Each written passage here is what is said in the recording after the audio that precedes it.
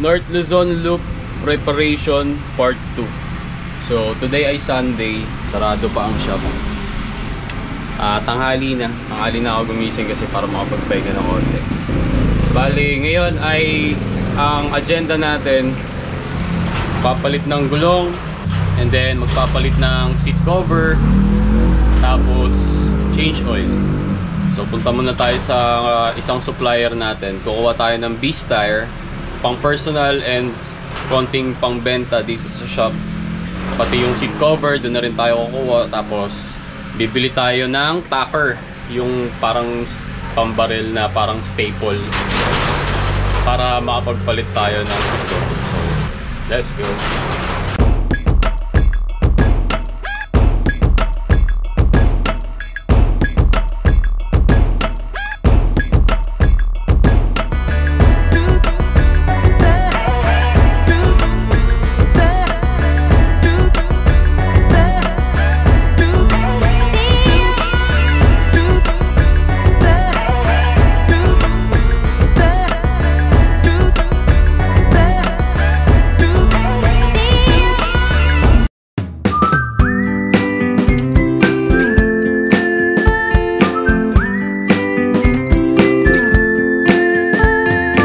Okay, so dumaan lang tayo dito sa BP Mall para bumili nito. Itong gun tucker na manual. So ito yung gagamitin natin pag magkakabit tayo ng seat cover. Ayan. 165 pesos. Pwede na, mura na. Tapos yung bala niya, ito staples na 8mm ang sukat. Meron ding 6mm, meron ding 10mm, pero parang 8mm ang ideal kung sa motor lang. Tapos bumili na rin ako nito kasi wala ito sa shop magagamit natin ito sa shop kapag maglo-lubricate ng mga kung anik-anik.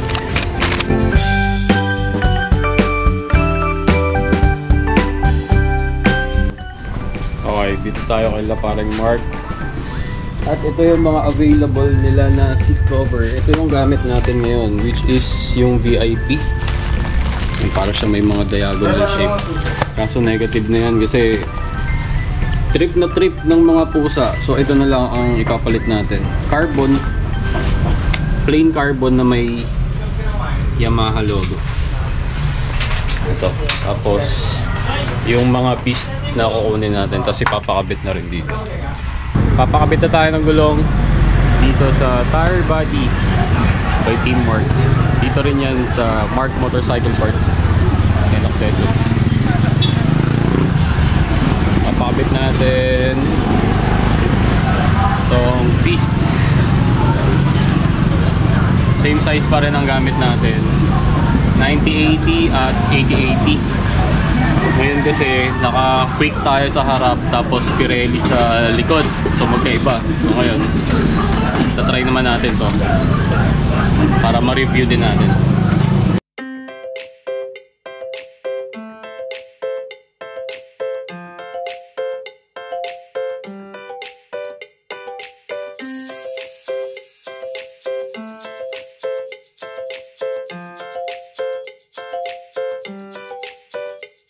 Okay, so nakabit na yung panglikod.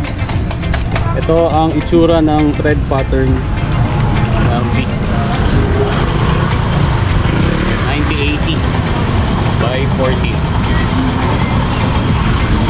Next naman yung harap.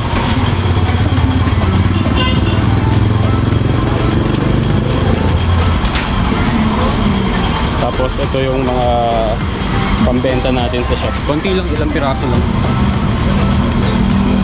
Yun talaga kagandahan pag may machine kasi hindi magagasgas ang mags. Diba? Ang ganda ng tindigan ngayon kasi bago yung gulong. Alright, all goods. So ito na yung gulong natin sa harap. 80-80-14. Ayan yung itsura. Ganda. Ganda ng spike nito kasi parang Diablo Rosso. Tapos ito yung mga karga natin, mga pangbenta sa shop.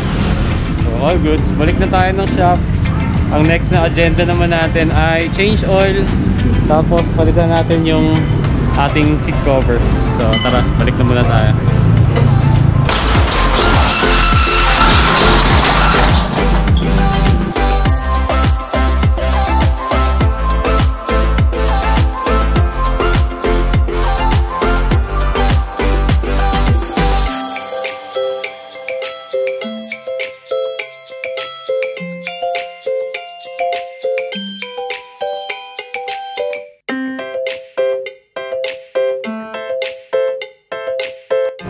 Okay, so nakabalik na po tayo dito sa shop.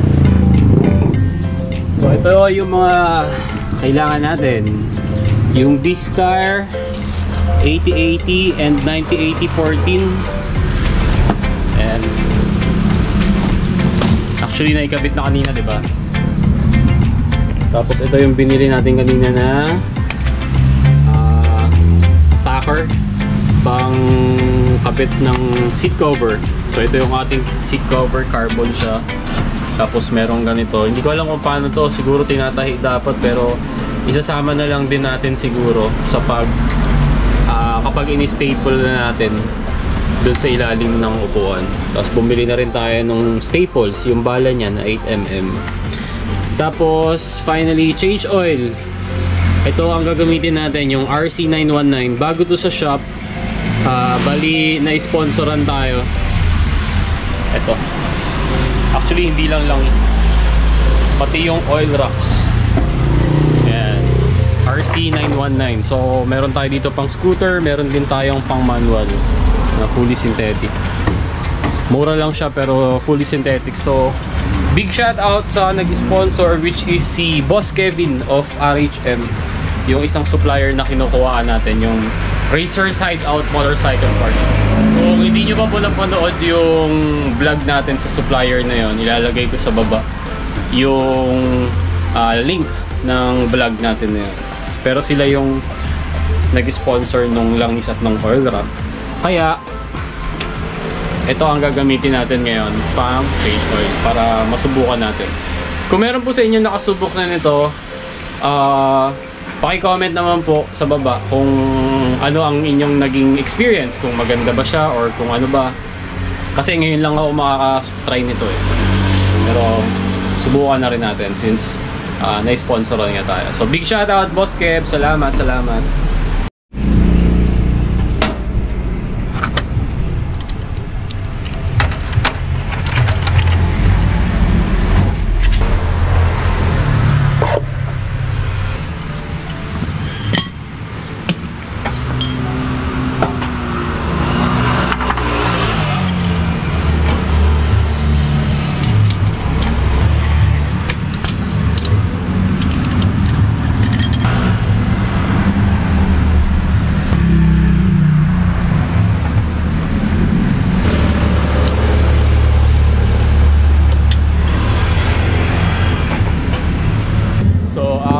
Current odo ni Pinky ay 60,877.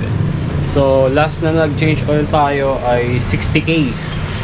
So kulang-kulang 900 pa lang yung tinakbo niya, pero change oil na natin kasi notorious na nagbabawas ng langis ang mga Mio 125 series.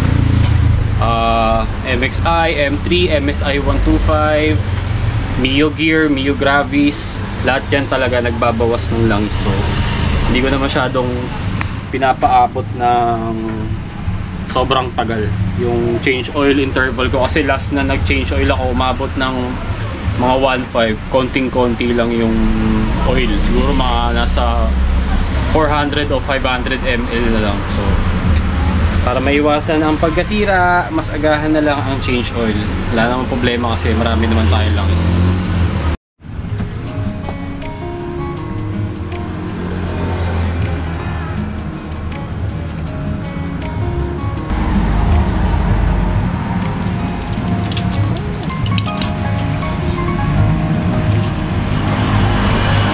Gara ng bote na to, tingnan niyo.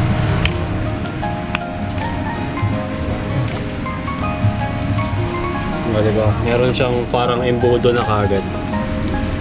Tapos tatanggalin mo lang itong takip.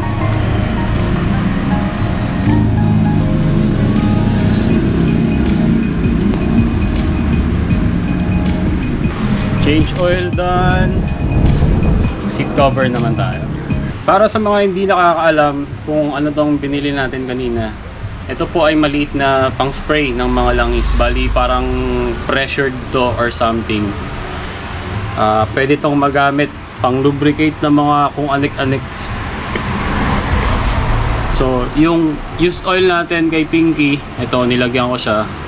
Tapos kapag mag-spray ka, kahit maliit na pindot lang, kahit konting pindot lang, ayan ang lakas mo. Ayan.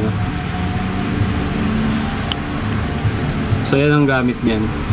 Pwedeng pang lubricate ng mga gantong parts, sa mga side stand, sa mga center stand, at kung saan-saan pa. So yan po ang purpose nito.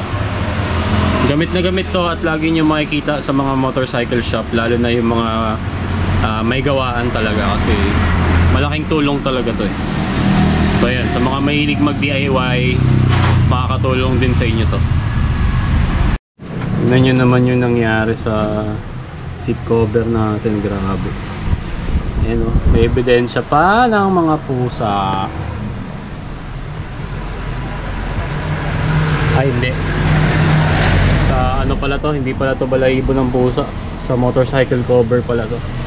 Palit tayo ng seat cover. Ang ipapalit natin, balik tayo sa carbon. Kasi ang carbon kasi medyo safe sa pusa, hindi nila masyadong trip. So kapag kayo magpapalit kayo ng seat cover, iwas kayo dito sa ganito, yung gantong design. Ang tawag dito VIP seat cover, kasi mukha siyang VIP. Kasi gustong gusto ng mga pusa talaga to. So hanap na lang kayo iba. Yung carbon medyo safe, hindi masyadong ginagalaw ng mga pusa based on my experience. So para matanggal to, meron lang tayong tatlong screw na tatanggalin sa M3. Sa MSI 125 alam ko ganito rin eh. So ito, magkabilang gilid, tapos itong isa, tapos meron lang yung pin na bubunutin para matanggal. Basic na basic lang. Okay, so once na naalis na natin yung seat cover, I mean yung upuan pala, gagamit tayo nitong maliit na flat screw pang tuklab dito sa mga staple na to. Kahit yung kabilang side lang muna, tapos once na natuklab na natin yan lahat, marami yan eh, bubunutin natin yan gamit ang long nose. Kasi kapag tinry mong bunutin ka agad siya na nakabaon pa yung kabila, medyo mahirap. So tutuklabin muna natin kahit isang side lang, yan, ganyan. Tapos later on, bubunutin natin ang long nose.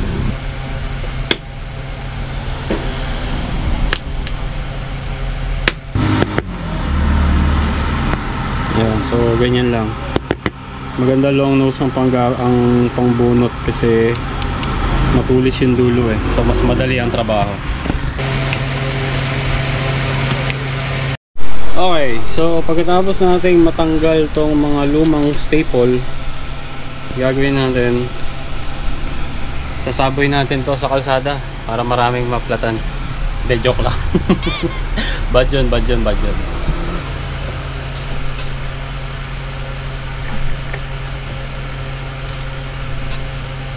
Kaya pa natin sa basurahan ha. Baka sabihin nyo eh, bad yun, bad yun.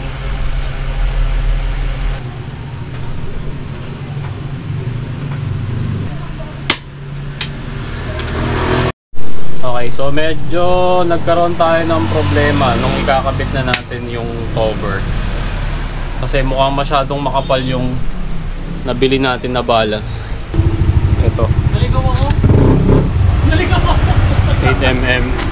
Pero magpaparescue tayo sa tropa. Kasi kahit anong gawin, ayaw niyang bumaon ng todo. Meron ka bang ano? Pneumatic? Doon? Hindi matic. Hangin. Oo nga, pneumatic nga. Pneumatic po yun. Oo, pneumatic ang tawag.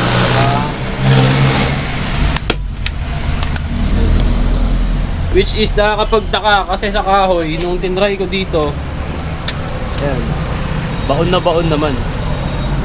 So mukhang masyadong makapal yung bala. Kasi kailangan niyang baon eh. Bibili sana ako ng mas manipis na bala sa hardware, kaso linggo, sarado. May bata ka ba na magkakabit nito? Magkakabit niya? Ikaw ba? Daling ko na? Oo. Daling ko. Pa-deliver ko lang. Sakto, dito si parang Jerome. Hindi, dadaan ako na lang doon. Mamayang gabi. Okay. Tatabay na lang. Oo. Yun, so siya na lang magkakabit. Okay, so all goods na, naikabit na yung ating seat cover. Plain carbon lang siya na may Yamaha logo, tapos merong ganitong, ano ba tawag dito, etiketa na tela na naka-staple lang din dito sa ilalim. Yan, para litaw pa rin tong Takata Racing na Keme. Buti na lang talaga at napadaan si parang Jerome kahapon. Tapos dinala na lang niya yung upuan ni Pinky. Sakto naman meron akong extrang flat seat dito na luma, yun muna ginamit ko pa uwi. Tapos kinagabihan dinaanan ko na lang sa kanila. So all goods. Natapos na natin ang ating part 2 ng ating preparation para sa upcoming North Loop natin. So bago na yung gulong, bagong change oil, at bago ang seat cover. Sa langis, hindi ko pa kayo magbibigyan ng feedback sa ngayon kasi syempre kakapalit ko pa lang naman. Makapagbigay lang ako ng feedback kapag nagamit ko na siya ng malayo. So, ayun. Abangan nyo, although wala pa talaga tayo exact date kung kailan ang magiging North Loop natin kasi syempre mag-iipon pa tayo ng budget. Although may mga upcoming rides and camps naman tayo bago pa yung North Loop. So abangan nyo yun. So yun lang muna for this video. Salamat sa panonood. Kung nagustuhan nyo, please consider to like, share, and subscribe, and see you sa next time.